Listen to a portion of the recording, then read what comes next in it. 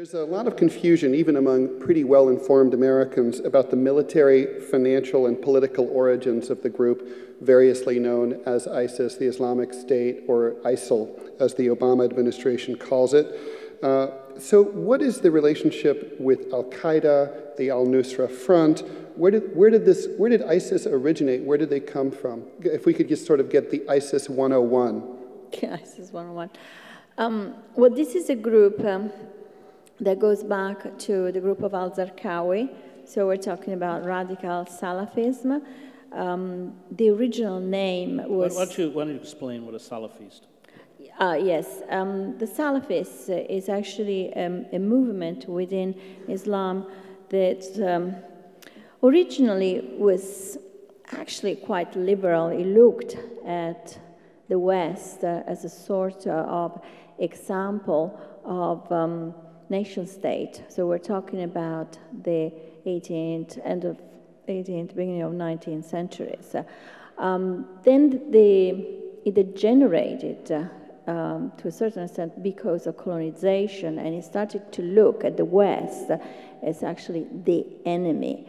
While before it was a self-criticism of why the Arab world had not achieved the same thing that Europe had achieved, so, a nation state. Because of colonization, it became an anti-European, anti-Western movement. Radical Salafism actually took place in the beginning of the 1990s in Jordan when the Jordanian government recognized the existence of Israel. At that point, the reaction of a group of Salafists was to reject completely the doctrine and go back to the origins of Islam. So go back to what Islam was at the beginning of the history. So a sort of cleansing of Islam from any kind of influence through the centuries.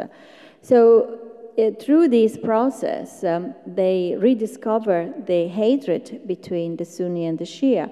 So one of the most important goal of radical Salafism is actually to, I wouldn't say to kill, but basically to get rid.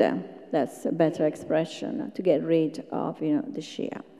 So when al-Zarqawi arrived in Iraq, he started his group, which was called Tawhid al-Jihad.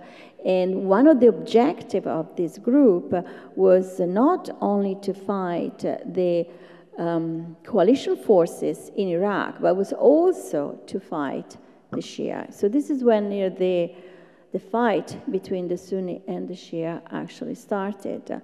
Now that group eventually became al-Qaeda in Iraq, and this was when Osama bin Laden recognized al-Zarqawi as the emir of al-Qaeda in Iraq.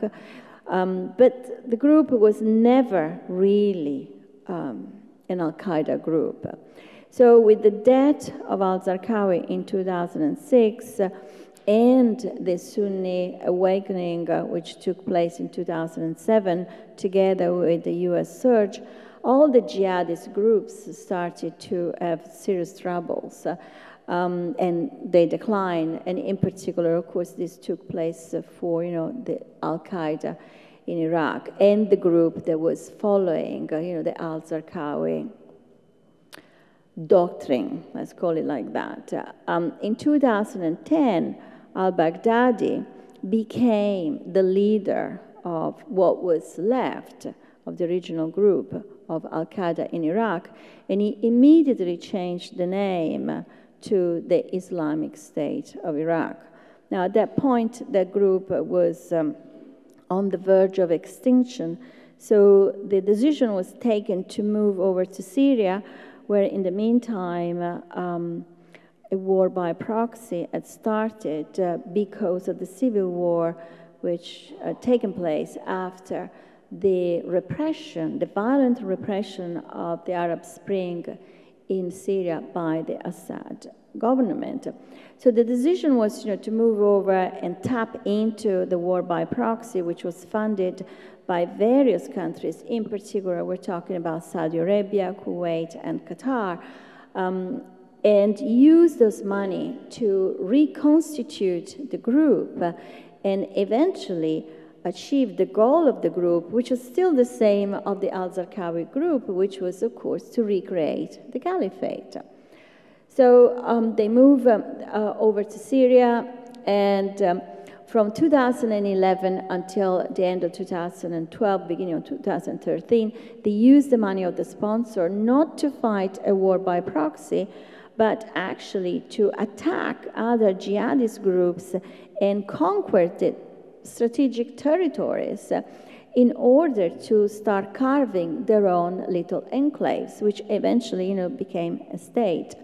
They were so successful that many people decided to, from other jihadist groups, decided to join them. And this is when the merge with al-Nusra took place. Al-Nusra was the al-Qaeda group in Syria, or at least, the affiliated, group in Syria.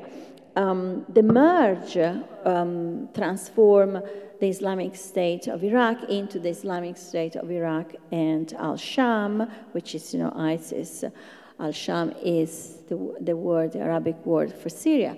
Now, that merge was heavily criticized by al-Qaeda, in particular by al-Zawahiri, who, of course, didn't want the presence of al-Baghdadi and his group in Syria. He wanted them to go back, to Iraq.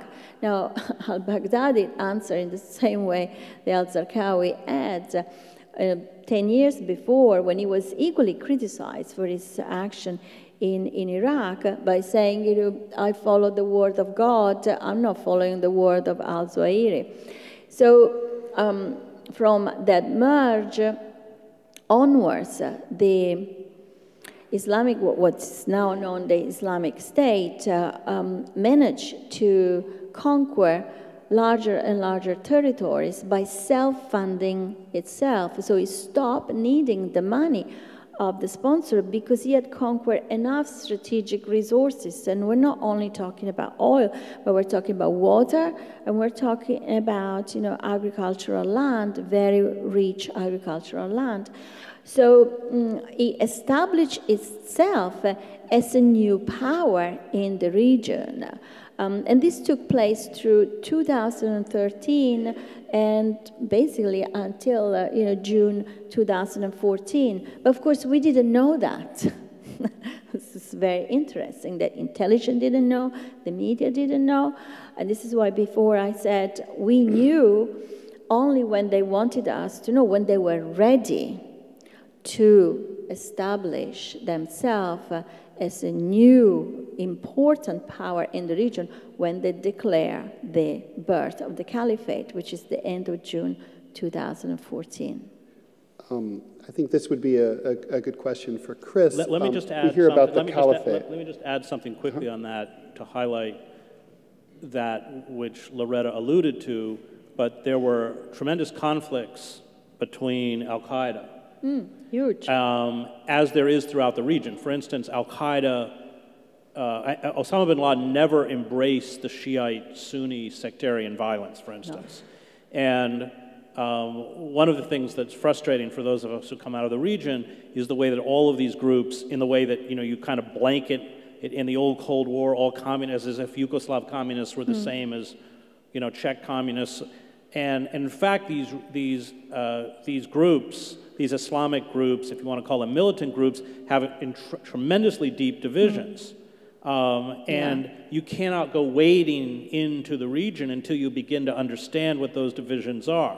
For instance, Al-Qaeda has declared that Hamas as apostates because they negotiate with the Israelis through Egyptian security officials. What happened, just to amplify what Loretta said, what happened in Syria is very similar to what happened with the Taliban during the fight against the Russians in Afghanistan. All of the money that the United States provided was funneled through the ISI, or the Pakistani intelligence service, and for Pakistan, the issue was always India. They don't really care. They had to make sure that whatever government was implanted in Kabul would be hostile to their enemy, India. So therefore, the Taliban were the safest bet. And they used that money to essentially starve all of the other resistance groups. And once you start sending that quantity of money and that quantity of weapons, as we have in Syria, you don't know where it goes. You lose control. And so the irony of what's happened with ISIS is that not only have we, through primarily our allies like the Saudis and the Qataris, funded them, but we've armed them completely.